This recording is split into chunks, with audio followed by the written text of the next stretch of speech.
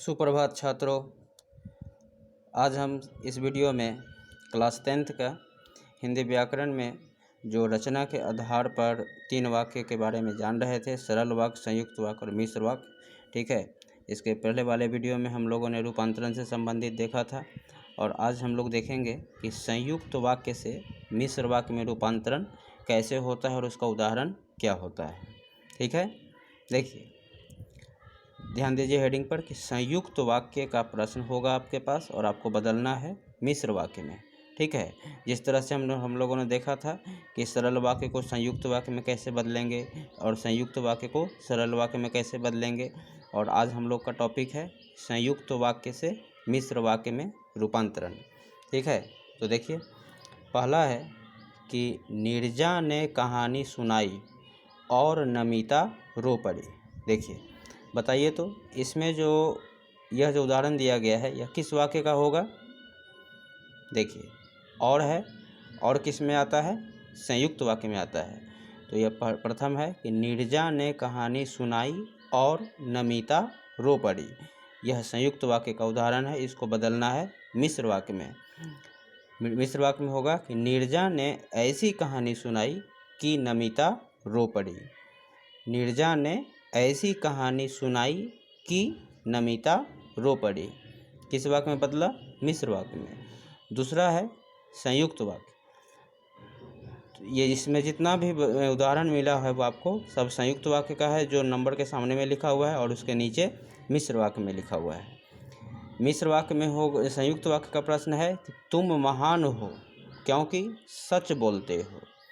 तो मिश्र वाक्य में इसका रूप होगा कि तुम इसलिए महान हो क्योंकि सच बोलते हो। आपको सरल वाक्य, संयुक्त वाक्य और मिश्र वाक्य का परिभाषा अब तक याद हो गया होगा, और परिभाषा के बाद उसका पहचान, तो ये सब आपको बहुत आसान होगा पहचानने में और फिर बदलने में।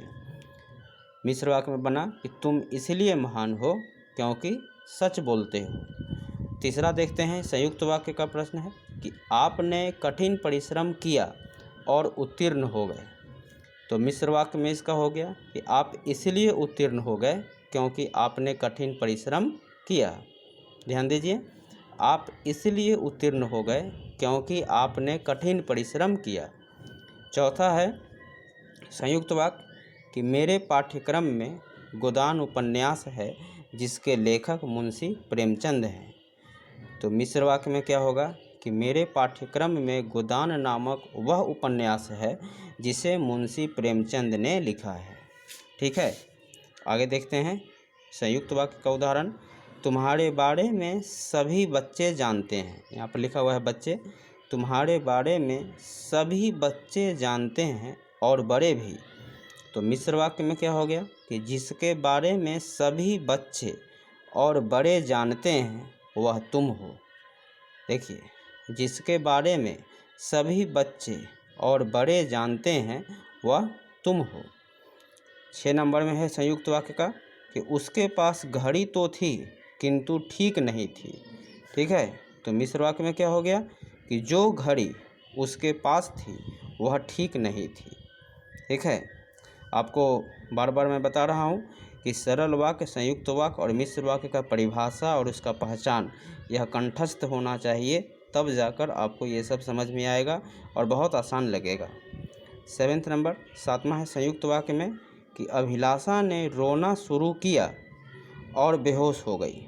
ठीक है, अभिलाषा ने रोना शुरू किया और बेहोश हो गई। तो मिश्र वाक्य में हो गया कि जैसे ही अभिलाषा ने रोना शुरू किया वह बेहोश हो गई।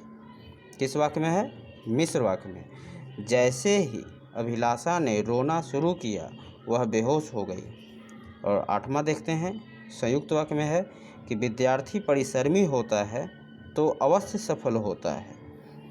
तो मिश्र वाक्य में मिला कि जो विद्यार्थी परिश्रमी होता है वह अवश्य सफल होता है।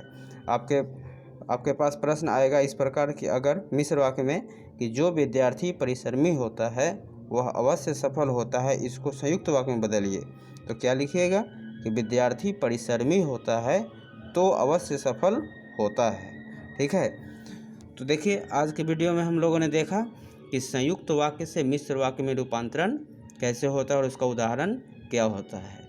और मैं बार बार बता देता हूँ कि आपको इन तीनों वाक्यों का पहचान, परिभाषा बहुत अच्छे तरीके से याद होना चाहिए। और इसके बाद हम लोग देखेंगे। और इस वीडियो में आज के लिए इतना ही। ठीक है, चलिए, धन्यवाद।